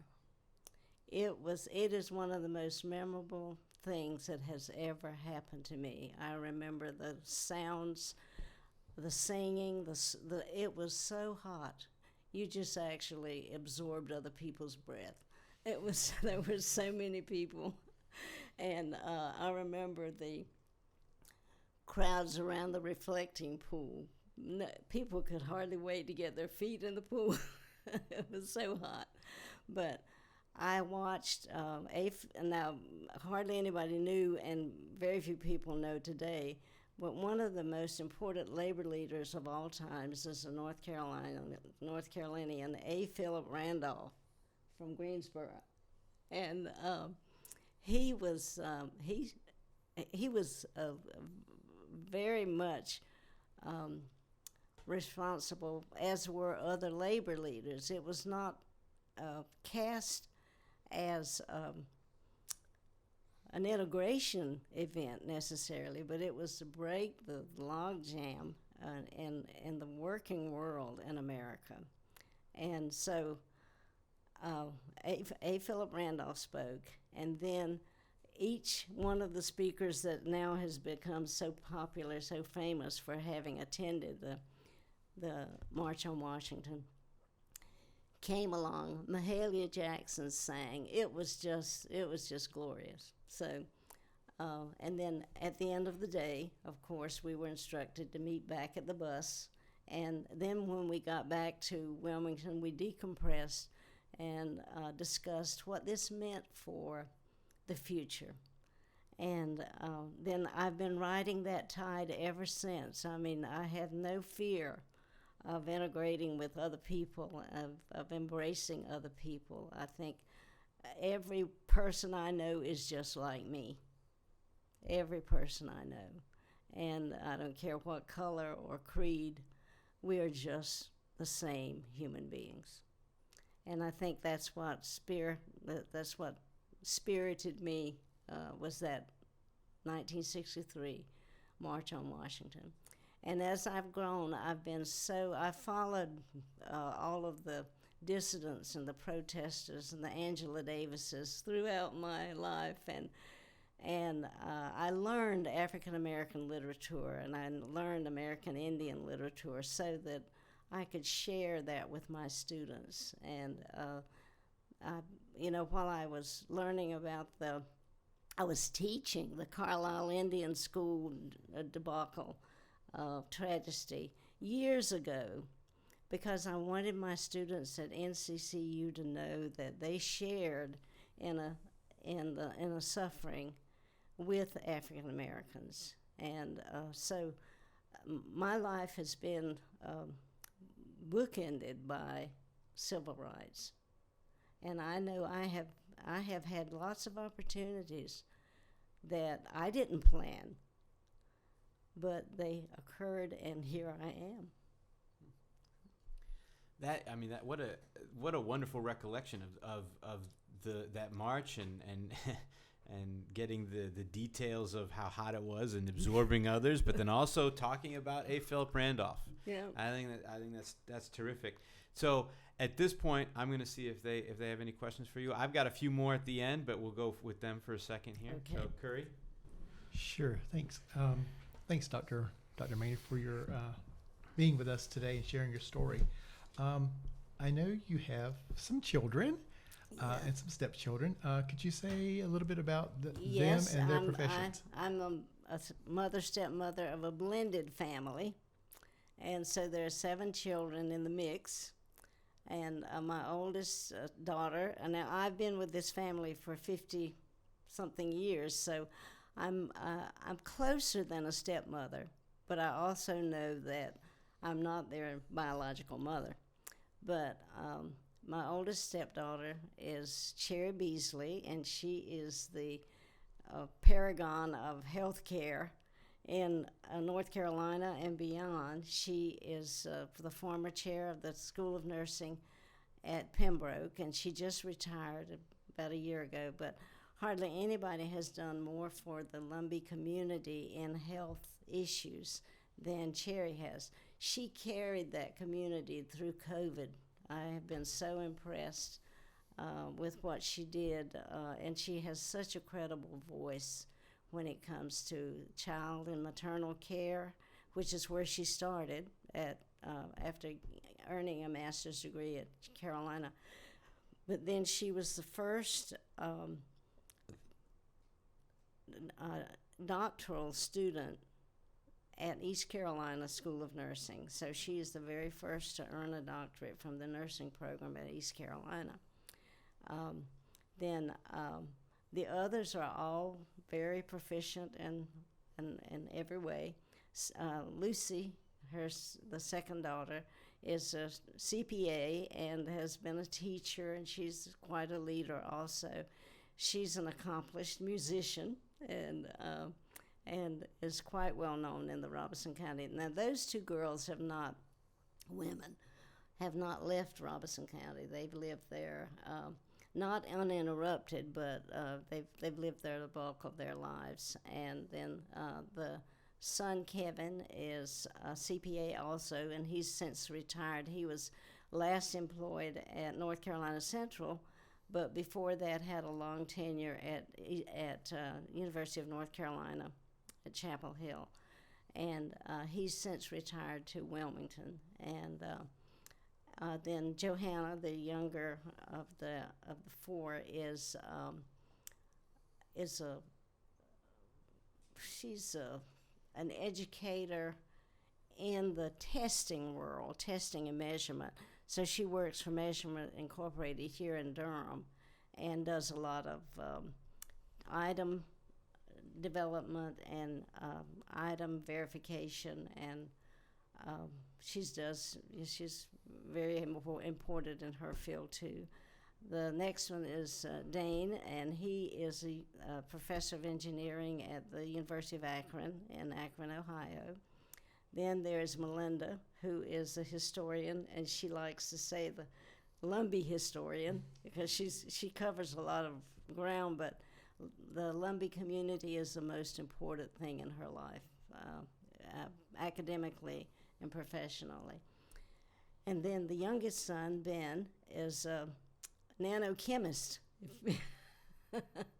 So he has a PhD from Duke and a postdoc from Carolina, and is in the microbiology world, and is a associate vice chancellor, vice president for research or something or else with the Orna Therapeutics technology company. And so that's it. Yeah. Can you say a little bit about Triangle Native American Society and its role with the urban Indian population here in Durham and Raleigh and Orange County? Back in the day when Triangle Native American Society was not even a reality, Waltz and I and Bruce Jones and a number of other people living in the Triangle started Triangle Native American Society. And we were able to stay involved at first, but then as our lives got busier in Durham, we were not able to stay in. But I've renewed my involvement a little bit. But that was one of those urban congregations, I guess you would say, an entity that is very important to young people who are living in an area where they don't have a tribal affiliation. And I know the Triangle Native invites everybody of Indian identity. Everybody who wants to join that organization can join it. But it was very important to us when we first came to Durham and Raleigh. And of course, in those days, it was 20 minutes and you could get anywhere in the Triangle. Anymore, it's 2 hours if you're lucky to get there. But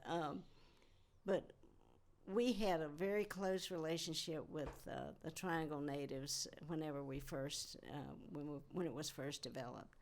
And it is truly important to have those organizations in order to help people enjoy the identity that they want to profess, and yet they're not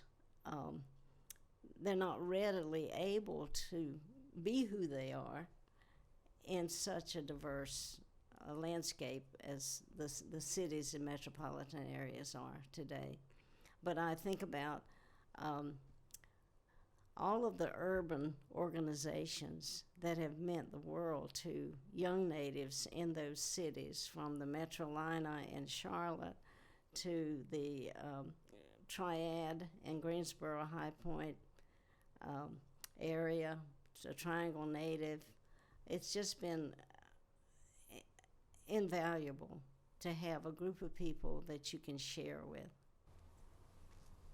And I know you've been involved with the State Advisory Council on Indian Education. Can you say a little bit more about what your involvement has been? Yes. Well, the State Advisory Council was a really wonderful involvement for me. I was teaching, of course, at NCCU, and I served as chair for until I retired in 2008. But I must have gotten involved. I was thinking about that the other day. I must have gotten involved around 2000. They needed what they try to do is get a representative from each one of the academic entities in the Board of Education, the education system in North Carolina. So I happened to be the university representative whenever I became involved. Well, at first I was a representative, and then I became chair of the group. But it was really critical to have that voice speaking to the Board of Education. And in those years, we had some really burning issues of invisibility. I mean, the state didn't care to recognize us as an entity in the education system. And through pressure with Priscilla Maynor and Bonita, what's Bonita's last name? These were two Lumbee women who had significant positions in the administrative structure of the Department of Education in Raleigh, the state education system. And it was through the Commission on Indian Affairs and through their leadership that they were able to disaggregate the data in educational statistics in North Carolina to show that there were Native people that needed some additional attention. Nobody ever mentioned Lumbee, not necessarily Lumbee, but nobody ever mentioned Indian achievement scores or Indian dropout data. And it was through the State Advisory Council that work was done. And we went through a very controversial period with mascots.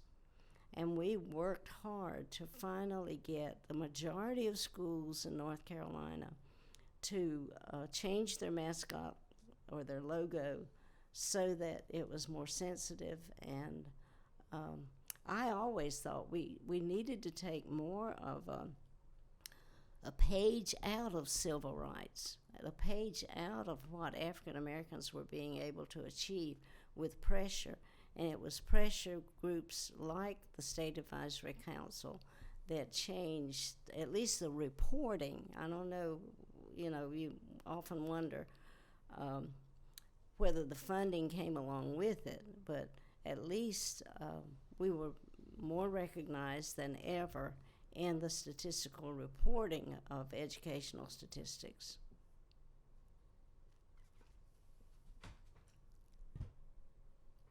I'd like to ask you an overview question, as I'd call it. You've had a remarkable career shaping young minds.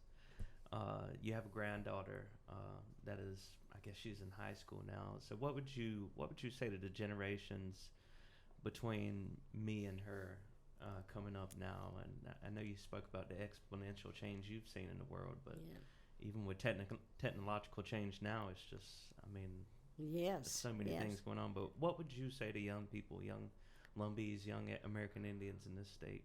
Well, I see that granddaughter and other grandchildren being so indelibly tied to the electronics that I hope that they don't forget the humanities and the larger issues underlying technology.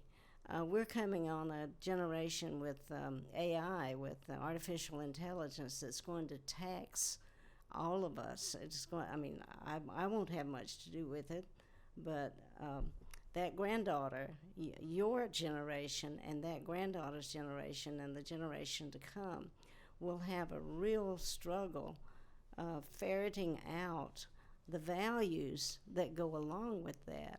And so that's what I see, and keeping the issue of civil rights alive. I mean, we talk about opportunities for racism to diminish, but I'm stunned sometimes at the fact that racism did not diminish as much as I first thought. That we need values that bring us together, and it's not so much what Silicon Valley or Research Triangle Park does to expand technology. That will happen. I mean, there's so many brilliant minds in that field, but I think we have to hang on to some of the arts and humanities that bring us together as human beings.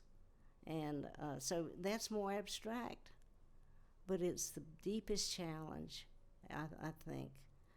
You'll be okay with a new Apple product, but what's underlying that to bring you together as human beings?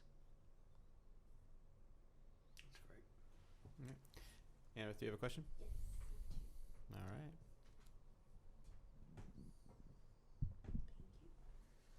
So you kind of touched on this a little bit already, but why did you decide to study and major in English? That English teacher, Miss Pugh, who turned these little Indian minds onto poetry, onto British literature, and let us with that we could do it too. And I fell in love with Charles Dickens, of all things, with English poetry, with Shakespeare.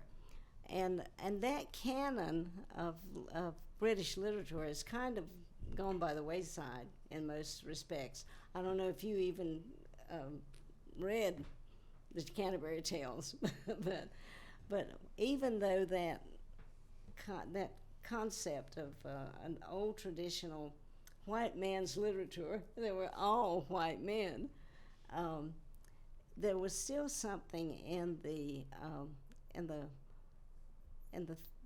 wording, and the images, and the whole thematic structure of that literature that was very humane. And I think I just learned a little. I love to read from the time I was able to read. And so being an English major just took me farther and farther. And it's taken me into every diversity in this world. I mean, you can read great work by Russians, you can read great work by Iranians, you can read great work by any diversity. And then I have learned so much from the American Indian work that I have read and that I participate in. I make numerous presentations and speeches about American Indians, and I feel like I have so much to share with people about our American Indian identity. And I never flinch from sharing with my African American students the information about themselves that they had not been taught in the typical classroom in North Carolina. So a major in English just is a world of ideas. Yeah, awesome. And some of your children and stepchildren went on to write books too, Yes, right? yes. Melinda has written a couple, yeah. But she's writing all the time on so many different levels, and she just wrote a script for a movie that was premiered this past week in Pembroke, Lumbee land. But she started with documentary writing, and she earned a master's degree in documentary studies at Stanford as soon as she left her undergraduate work. But she did that documentary study, ironically, on who she is. And the first little 7-minute short film that she made was called Real Indian. And the question that she was asking is still asked by every single American Indian child today. What are you? Are you a real Indian? And that 18th, 19th century job that American culture did on American Indians just doesn't seem to ever go away. It's that stereotype of Cochise or Luther Standing Bear or somebody who is Crazy Horse, and that's not who we are. That's who they were, and it was within the context of their identity. But I look at all that has happened in 200 years, and we're not changed internally, but externally we have changed. So English opens all that to you. Good. Any questions there? No? All right. Okay, so I have questions that I ask everybody, so I'm going to ask you. And Okay. the first question there is, I should have asked it earlier, but I'll ask it now. It's about mentors. Any mentors you want to? You've named several people over the Yeah. course of this, but Well, I have had, you're right, when I think of Miss Edna Lee Revels as my first grade teacher, I can picture her. And she was warm and loving and just supportive. And that was important to a little Indian girl going to school the first time. And I know that I've had mentors all along the way, and they just fell out of the woodwork at North Carolina Central. There were women that had been prevented from earning a PhD, for instance, but they were my mentors. They knew the literature, they knew the curriculum, they shepherded me. I can't think of, sometimes an elderly professor would call me in and say, "Now, Louise, you have to be careful because sometimes you don't speak up as often as you'd like to." So, and she was talking about faculty meetings. I thought I could raise my hand and say anything I wanted to say, but she cautioned me on how to succeed in the long run. Take it more methodically, listen to people, and I would try to follow that advice. I had Mr. James Dial, I mentioned, who floated the first loan that I had to go to graduate school. I had two mentors at Duke University that were just remarkable. They have been with me throughout my life, and although they were 10 years older, they just passed away. But Bill Katzenmeyer was the dean of the graduate school, and he helped me to believe that I could do a PhD in English at Duke University. And that was so prohibitive to think of. I thought, I can't compete with these world-class researchers. But he said, you don't do it that way. You break it down into little pieces, and you do it as you go. And so he was always a strong mentor for me. And he passed away 3 years ago in Florida. So, of course, if I had to go back to the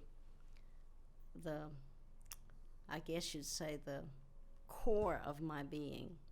My mother would be, and I know that sometimes trite, people are, well, my mother meant, well, actually, it was my mother who steered me in for the course that I took, because she insisted that I could go to college. She said, you'll have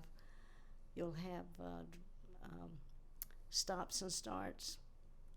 You won't have the way paved for you, but you can do it. Then I've had ministers, and I've always been a churchy person, and I've had great ministers who helped me through. So it's hard to not say, aren't we always being mentored? No matter where we are, we're being mentored by someone.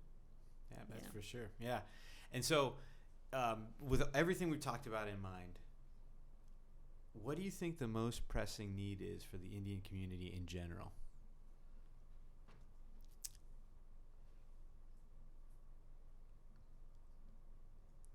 Well, we've got so much more material wealth than we've ever had. But I still think we need to stick to the basic humane values.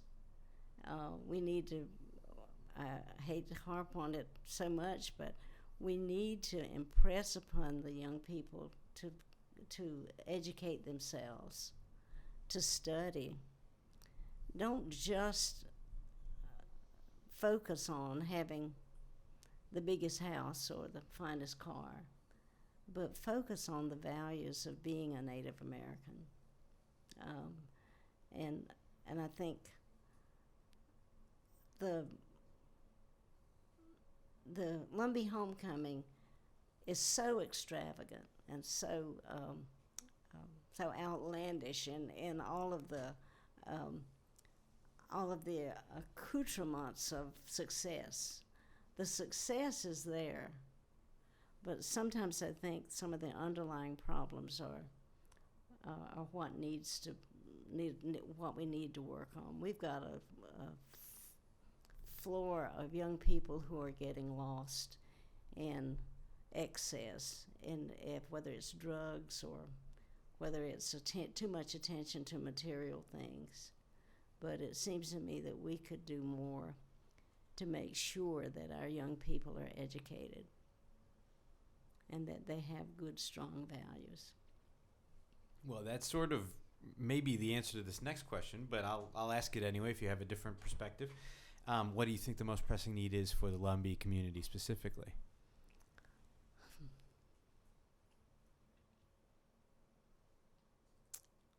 Well, I'm supposed to say federal recognition, but I'm not. I think we have so much recognition, but there's still an invisibility about being a native in this country, in this world. And so to continue to work on that visibility in substantial ways, maybe it is with professionals like Carrie Bird and Quinn Godwin taking roles in the society that promote other Native children, that promote the generations. Get more.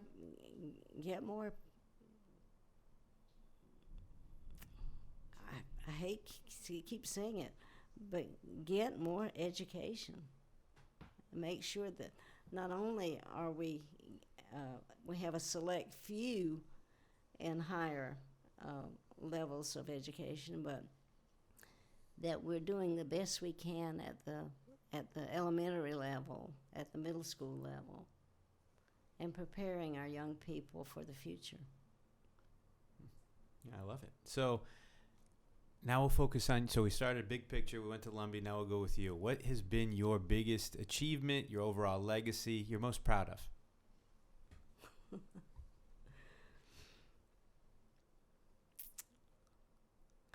You know what? my world is so diverse, and I love it. I love that I was born an American Indian Lumbee, that I have lived in a diverse community of blacks and whites, and that I have known, I think I've known humanity in certain ways that the average person does not get to know. And I know I have, among the children, I have so much to be proud of for each one of those children, because they're all accomplishing things that I would never have been able to accomplish. So the culture, the society has set that up, and I was just there to encourage. And so I'm not sure that and you know, my son Ben said, when I think about the accomplishments of the children, my son Ben says, Mom, don't go bragging about your children, because the next person has children just as outstanding and more so.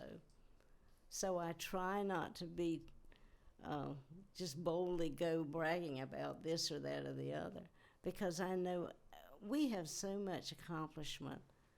And although we have a long way to go across races, I'm just stunned at what my alumni, the children that I taught, I'm stunned at the places they have been able to go and the achievements they have had. I wake up, I open Facebook, and there's somebody who is sitting next to the governor or next to the president, and I think that would not have been the case in 1970 whenever I took the job at North Carolina Central. And after 50 years, there are just so many things to be proud of. You just can't name them. Well, that is a wonderful sentiment, and I'm at the end of my questions, so that's a good place to end. But I would like to open it up to you while we have this record open. Is there anything you want to add? I can't think of anything to add. All right. Well, that's just fine. I appreciate your time, and thanks for telling us your story. Well, thank you.